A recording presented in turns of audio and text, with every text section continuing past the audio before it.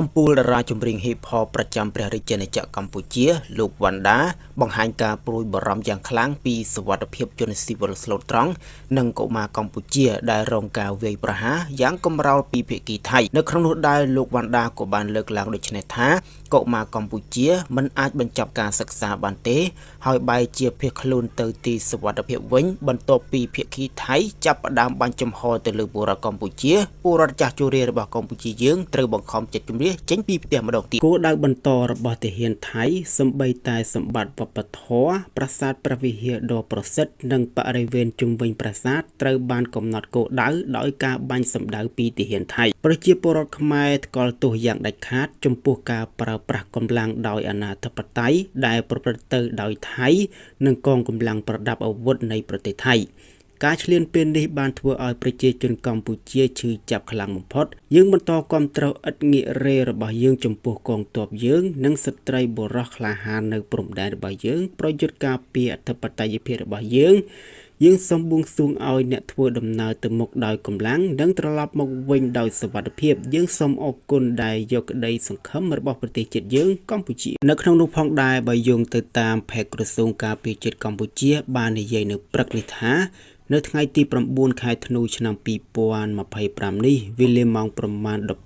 12:33 នាទី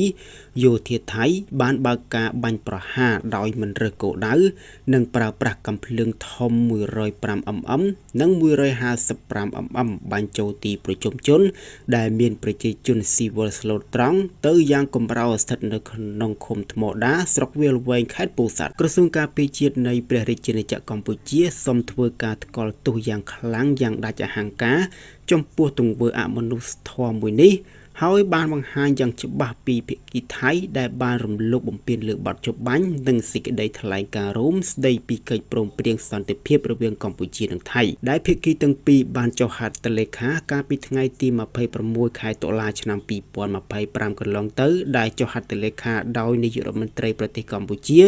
និងថៃក្រោមសាក្សីរបស់ឯកឧត្តមដូណាល់ត្រាំប្រធានាធិបតីអាមេរិកនិងឯកឧត្តមអានវ៉ាអ៊ីប្រាហ៊ីមនាយករដ្ឋមន្ត្រីនៃប្រទេសម៉ាឡេស៊ីនិងជាប្រធានអាស៊ានបងប្អូនដឹងហើយថាវណ្ណដាគឺជាកំពូលតារាចម្រៀងរ៉េបប្រចាំប្រទេសកម្ពុជាហើយវណ្ណដាតែងតែឈឺឆ្អាលរឿងប្រទេសជាតិក្រោយពីឃើញថៃបានបើកការវាយប្រហារមកលើប្រទេសកម្ពុជានៅក្នុងនោះបាទតារាចម្រៀងវណ្ណដាក៏បានចេញបាទលិខិតថ្កោលទោសបាទយ៉ាងដាច់អហង្ការចំពោះយោធាថៃបាទដែលបានបាទបើកការវាយប្រហារមកកម្ពុជាបាទអញ្ចឹងតារាចម្រៀងរ៉េបវណ្ណដាគឺពិតជាគិតគូរទៅដល់ប្រទេសជាតិយើងពិតប្រាកដមែនបងប្អូនទាំងអស់គ្នាបាទជាចុងក្រោយនៃវីដេអូនេះតើបងប្អូនទាំងអស់គ្នាមានពាក្យពេចន៍អ្វី comment ជាការបញ្ចេញមតិនៅខាងក្រោមវីដេអូនេះហើយកុំភ្លេចជួយចុច Subscribe Channel នេះម្នាក់មួយដើម្បីទទួលបានព័ត៌មានថ្មីៗនៅពេលក្រោយសូមអរគុណសូមជម្រាបលាជួបគ្នានៅវីដេអូថ្មីៗក្រោយទៀត